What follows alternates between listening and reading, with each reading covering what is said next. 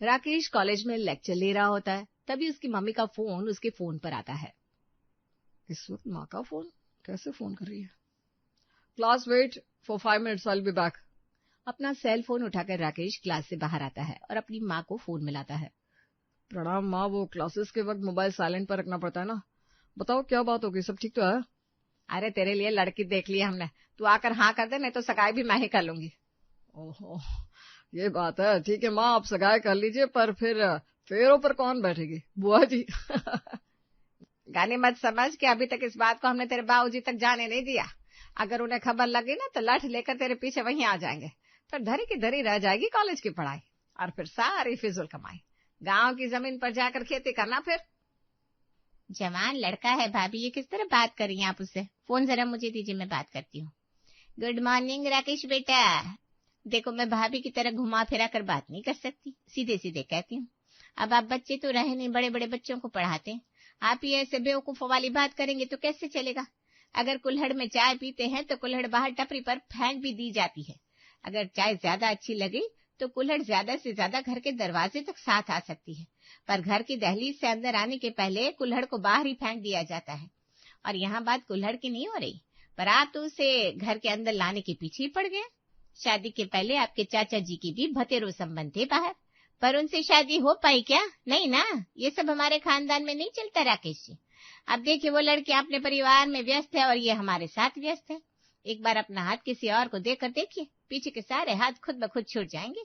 और यही सही है, नहीं तो आपके चाचा जी जितने नरम हैं उतने सख्त भी हैं। ऐसा रिश्ता जिसके लिए राकेश ना तैयार था, ना होने वाला था, ना आज ना आने वाले भविष्य में।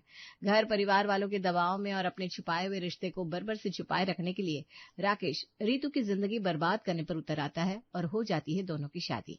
फेरों के वक्त राकेश आगे आगे चला जा रहा था और रीतू पीछे छूटी जा रही थी। जी जी, एक तो लहंगा इतना भारी, ऊपर से प्रोफेसर बाबू है कि दौड़े जा रहे हैं। हड़बड़ी साफ दिख रही है जवाई राजा की, मैं तो सीना चौड़ा करके बोल सकती हूँ।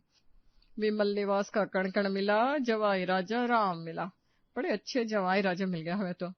घूंघट के अंदर मुंह छिपाए रीतू मुस्कुराने लगती है। अपने भारी लहंगे को अपने दोनों हाथों से उठाए वो भी राकेश के साथ स्पीड में चलने की पूरी कोशिश करने लगती है कि राकेश की ज्यादा आगे बढ़ जाने के कारण गठबंधन में खिंचाव होता है और वो खुल जाता है। गठजोड़ा? मेरे रहते इस गठजोड़े का कुछ नहीं हो सकता, 7 जन्मों का रिश्ता है हमारा। खुलते हुए गठजोड़े को ऋतु पकड़ लेती है, तभी उसका भाई आकर गठजोड़े को फिर से कसकर बांध देता है और ऐसे फेरे संपन्न हो जाते हैं। अपनी सुहाग रात में अपने पति का इंतजार करते हुए ऋतु घूंघट में शर्मा रही थी। दरवाजा खोलकर राकेश अंदर आता है। वो कॉलेज में एग्जाम चल रहे हैं ना, तो कुछ कॉपी चेक करनी बाकी रह गई थी। आप सो जाइए, मैं कॉपी चेक कर लेता हूँ। आपको अकेला छोड़कर मैं कैसे सो सकती हूँ? आप कॉपी चेक कर लीजिए ना, मैं यहीं बैठी हूँ।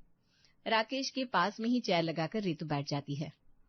वो ये तो एक टक मुझे ही देखी जा रही है। ऋतु जी, मैं क्या कह रहा हूँ, सुबह उठकर आपको तुलसी पूजन, रसोई पूजन, बहुत सारे पूजन करने होंगे ना। मैं तो सोया भी रहूंगा तो चल जाएगा, आप जरा आराम कर लीजिए। अब नई दुल्हन की आंखों में सुबह सुबह नींद दिखेगी तो आसपास वाले तुरंत सवाल कर देंगे। आप समझ रही है ना? और वो लोग ये बात समझ लेंगे जो हुई नहीं। मैं समझ गई। आप आराम से कॉपी चेक कर लीजिए, मैं सो जाती हूँ। अगली सुबह ठीक 5:30 बजे नहा धोकर साड़ी पहनकर ऋतु अपने कमरे से बाहर आती है और अपनी सास और चाची सास के पैर छूती है। रात को 1 बजे तो तुम कमरे में गई थी बेटा, इतनी जल्दी नहा धोकर तैयार भी हो गई? जी चाची जी, वो कुछ नियम करने ना ये बता रहे थे। हमारे यहाँ तो जरा अलग नियम चलते हैं। वो तो अच्छा हुआ इन्होंने बता दिया तो मैं जल्दी उठकर तैयार हो गई। अच्छा, तो तूने राकेश ने नियम बताया? देखो कितनी फिक्र करता है तेरी। वैसे तुम्हारी चाची सास कुछ और पूछ रही, रात में सब कुछ ठीक रहा ना तेरे और राकेश के बीच? ऋतु शर्मा कर रसोई की ओर बढ़ जाती है। देख लिया भाभी, आप बेकार में ही परेशान हो रही थी। मैंने कहा ना, एक बार लड़का अपनी सजी हुई दुल्हन को सामने बैठा देख ले तो सारी आशी की धरी रह जाती है। तू अपने भतीजे को जितना सीधा समझ रही है ना, वो इतना सीधा है नहीं। घर पर रहा ही कितने दिन है, ये जो ऐसे नियम पता होंगे उसे। छुटकारा पाना चाह रहा था ऋतु से, और कुछ नहीं। विभा घर का चक्कर काटते हुए राकेश के कमरे में जाती है और उसके स्टडी टेबल पर ही सर झुकाकर सोते देख लेती है। अच्छा खासा दहेज देकर अपनी बेटे को यहाँ भेजा है ऋतु के परिवार वालों ने, और जान पहचान भी बहुत है उनकी। मैं नहीं चाहती मेरी बहू को कोई तकलीफ हो। तकलीफ तो होने की कोई संभावना ही नहीं है माँ। तुम्हारी बहू तुम्हारे पास आ गई, उसे सारे नियम कायदे समझा दो। मेरी छुट्टियां तो खत्म हो गई है, कल सुबह मैं वापस निकल जाऊंगा। अकेले नहीं जाएगा तू, मेरी बहू भी तेरे साथ जाएगी। रीबा रॉब में अपने बेटे की आंखों में आंखें डालकर उसे देखती है और मुड़कर वापस रसोई में आ जाती है, जहां रितु गर्मा गर्म खीर और गाजर के हलवे की तैयारी कर रही थी। खाना तो बहुत अच्छा बना ही लेती हो बहू। वो तो जब मैं तुम्हें देखने आई थी तभी समझ गई थी, पर इस खूबी के अलावा भी और कई खूबियां दिखानी पड़ती है शादी के बाद। अच्छी बहू तो तुम हो ही, इसका मुझे पूरा भरोसा है, पर फिलहाल तुम्हें एक अच्छी बीवी साबित होना है। कल रात को सब कुछ ठीक तो था ना? मुझे अपनी सहेली समझकर बात कहना बेटा। कई बार ऐसा होता है ना कि नए घर में हम किसी से अपने मन की बात कह नहीं पाते हैं और वो बातें दबी की दबी रह जाती है, और बाद में कहा भी तो कोई भरोसा नहीं करता। इसलिए अभी ही बता दो मुझे। वो रात को राकेश जी ने कमरे में आकर कहा कि हे भगवान, अगर उसने अपनी प्रेमिका के बारे में बहू को बता दिया होगा और अगर बहू ने अपने मायके वालों को बता दिया तब तो बड़ा हंगामा हो जाएगा। क्या कहा राकेश ने बेटा? उन्होंने कहा कि उन्हें कॉपी चेक करनी है। फिर कॉपी चेक करते करते उन्हें नींद आ गई। स्टडी टेबल पर हेड डाउन करके सो गए और उनकी राह देखते देखते बिस्तर पर मैं। जब नींद खुली तो देखा 4 बज रहे थे, तो फिर मैं उठ गई। वही तो बात है, ये लड़का है ही ऐसा। कुछ लड़के ऐसे भी होते हैं जो शर्माते हैं। तो पहला कदम तू ही बढ़ा ले, है कि नहीं? है? ये काम छोड़, तेरे हाथ का मीठा मैं अब तभी खाऊंगी जब तुम मुझे बाल गोपाल के आने की खुशखबरी सुनाओगी। जाओ बेटा। पर ये तो वापस जा रहे ना माँ जी। अरे तो तू भी जाकर फटाफट अपना सामान बांध ले, तू भी कल उसके साथ जा रही है। तो फिर आप और बाबूजी? अरे बेटा हम पीछे से आ जाएंगे ना। और राकेश के इस शादी के भागने के आखिरी पैतरे पर भी पानी फिर जाता है। चाहते हुए भी ट्रेन के डब्बे में खुद के बगल में उसे रितु को बर्दाश्त करना पड़ रहा था। बहुत जोरों की भूख लगी है मुझे। आपको भी लगी होगी ना? नाश्ते के बाद कहाँ कुछ खाया था आपने? मैंने ना आलू की सूखी सब्जी और पुड़िया पैक कर ली थी, मैं अभी निकालती हूँ। अरे नहीं नहीं, कोई जरूरत नहीं है। चनाचोर वाले भैया 20 रुपए के चनाचोर दे दो। नहीं नहीं, शादी हुई है और 20 रुपए के चने पूरे रास्ते बातें करनी होगी भैया जी, एक दूसरे को जाना होगा। कम से कम 50 रुपए के चने तो ले लीजिए। अब 50 रुपया ऐसे ही हमारी शादी की खुशी के नाम के रख लीजिए भैया, पर चनाचोर मत दीजिए इन्हें। वो क्या है ना, इन्हें बड़ी जल्दी गैस की प्रॉब्लम हो जाती है। सगाई के दिन आपने कैसे 4 दही बड़े खा लिए थे, पूरी रात में पेट में दर्द रहा था आपकी, माँ जी ने बताया था मुझे। और जोर से कहो ना, पूरे डब्बे को पता चल जाए कि मुझे गैस की प्रॉब्लम है। वो तो इन्हें पता चल ही जाएगी, जैसे पिछली रात मुझे पता चली थी। डिस्पोजल प्लेट में खाना निकालकर रितु राकेश को देती है। साथ में अचार नहीं है क्या? कोई स्वाद ही नहीं आ रहा। अचार तो भतेरो वैरायटी के लेकर आई हूँ मैं, नींबू, मिर्च, आम, मिक्स वेज, पर निकालूंगी नहीं। जीभ की खुजली को आप जरा कंट्रोल कीजिए, वरना तबीयत बिगड़ जाएगी। शादी में पहले ही बहुत चटपटा खा चुकी हैं आप। खाना खाकर राकेश खिड़की से बाहर प्लेट फेंकने के लिए हाथ बढ़ाता है। अरे अरे, ये क्या बचपना है, चोट लग जाती तो? अरे ऐसे कोई चोट नहीं लगती है, पहली बार ट्रैवल नहीं कर रहा हूं मैं। अपनी प्लेट को तुम बर्थ के नीचे रख दो। ऐसे कैसे? ट्रेन को साफ सुथरा रखना सिर्फ सरकार की जिम्मेदारी नहीं है, हमारी भी है। लाइए, मुझे दीजिए अपनी प्लेट, मैं दोनों प्लेट्स को घर जाकर डस्टबिन में डाल दूंगी। राकेश चिढ़ तो रहा था, पर वो क्या कर सकता था। वो ऊपर चढ़कर अपने बर्थ में सो जाता है। रात के वक्त जैसे जैसे ठंड बढ़ रही थी, उसके गले की खराश भी बढ़ रही थी। राकेश को बार बार खांसी होनी शुरू हो जाती है। उठकर अपने पैर के पास रखे पानी की बोतल के ढक्कन को खोलकर राकेश जैसे ही पानी पीने जाता है, अंधेरे में एक हाथ उसके हाथ को पकड़ लेता है। राकेश के मुंह से चीख निकल जाती है। पूरी बर्थ की लाइट ऑन हो जाती है और बन जाता है तमाशा। अरे ये मैं हूँ, आप चीखे क्यों? इस बोतल का पानी बड़ा ठंडा है, मैं आपके लिए अलग से थर्मस में गर्म पानी लेकर आई हूँ। कल से आपको कॉलेज जाना है ना? ऐसे ही खांस रहे थे, ठंडा पानी मैं आपको कैसे पीने दे सकती थी? भगवान भरोसे ये जर्नी कंप्लीट हो जाती है और राकेश पहुंच जाता है कॉलेज। You're kidding me? तुम शादी करके लौटे हो और कह रहे हो कि मैं नाराज ना हूँ? अरे मैडम, सिर्फ इतना नहीं, राकेश सर अपनी मिसेस को साथ लेकर आए। What?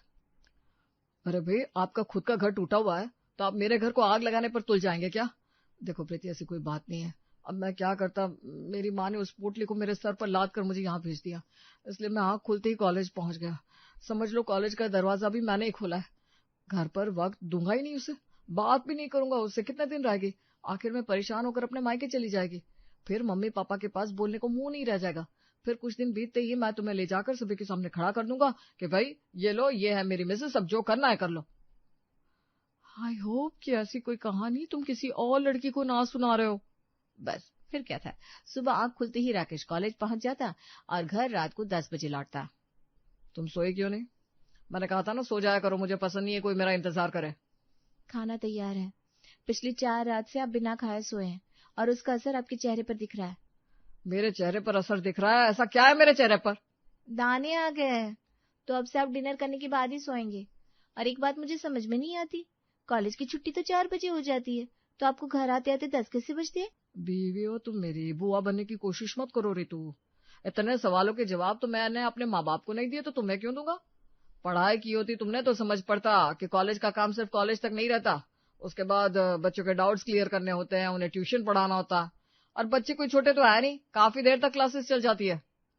मैंने भी पीएचडी एंट्रेंस दिया था, आगे पीएचडी करने की सोची, तब तक शादी हो गई आपसे। मैंने पढ़ाई की है, पर शायद मेरी पर्ची में लिखा हुआ मेरा क्वालिफिकेशन आपने पढ़ा नहीं था। तुम्हारा क्वालिफिकेशन याद रखने का वक्त नहीं है मेरे पास, काम पर जाता हूँ, 10 काम होते हैं मुझे। अपनी माँ का जन्मदिन तो आपको याद होगा, अपने घर का एड्रेस भी, पर बीवी का क्वालिफिकेशन आपको याद नहीं है। सगाई के वक्त मैंने आपसे पूछा था ना कि आपके साथ कोई जोर जबरदस्ती तो नहीं की जा रही। ऐसा था तो मना क्यों नहीं किया आपने?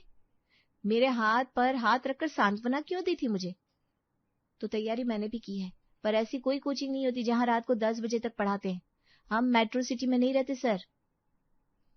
1-2 टेस्ट पेपर्स रेडी करने हैं मुझे, खाना खाकर मैं बाहर हॉल में काम करूंगा और यहीं सो जाऊंगा। रितु कमरे में जाती है और फूट फूट कर रोने लगती है। तभी इत्तेफाकन विभा का कॉल उसके फोन पर आता है।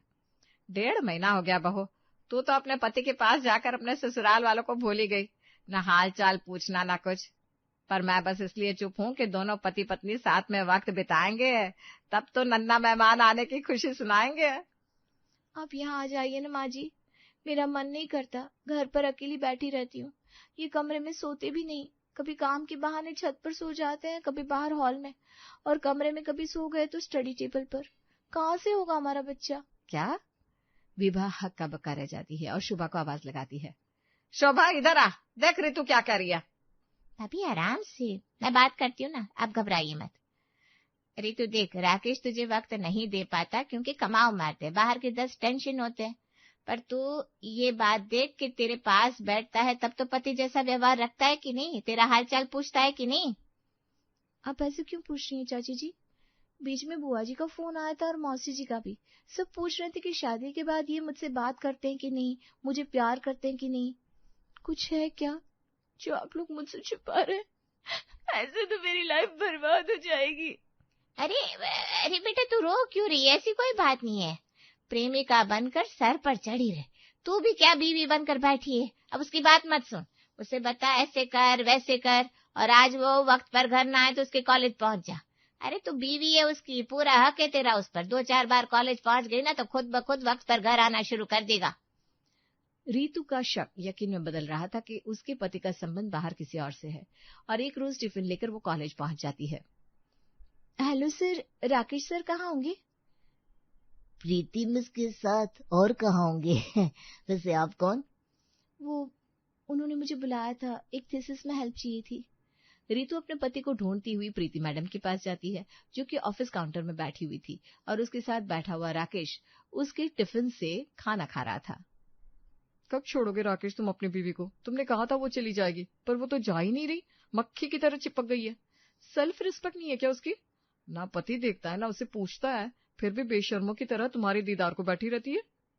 वैसे कितने पैसे ले लिए थे तुमने उससे? तुम कहीं एलिमनी का सोच कर डर तो नहीं रहे हो ना? देखो तुम दोनों के बीच में कुछ नहीं है तो फिर किस बेसिस पर केस करेगी वो तुम पर? तुम डरो मत। दुख की बात तो ये है कि मेरे पति सिर्फ मेरे नहीं, आपके जीवन के साथ भी खेल रहे हैं मैडम। अगर इस मर्द में हिम्मत होती तो ये अपने घर वालों के अगेंस्ट जाकर आपसे शादी कर लेते, या आपसे भी शादी नहीं कर पा रहे थे तो अपने पेरेंट्स को हर्ट नहीं करना चाहते थे तो कमारे रह जाते। क्या उन्हें मंडप पर जबरदस्ती बिठाया जा सकता था? 31 साल का मर्द है ये, कोई 3 साल का बच्चा नहीं है, जिसके मन में अभी तक समाज, माँ बाप और पता नहीं कहाँ कहाँ का डर है, जो दुनिया के सामने एक पत्नी को घर पर लाकर एक अच्छा पति साबित हो गया और दूसरे शहर में आकर किसी और लड़की की लाइफ बर्बाद कर रहा। उसके प्यार पर आपको भरोसा है? कैसे?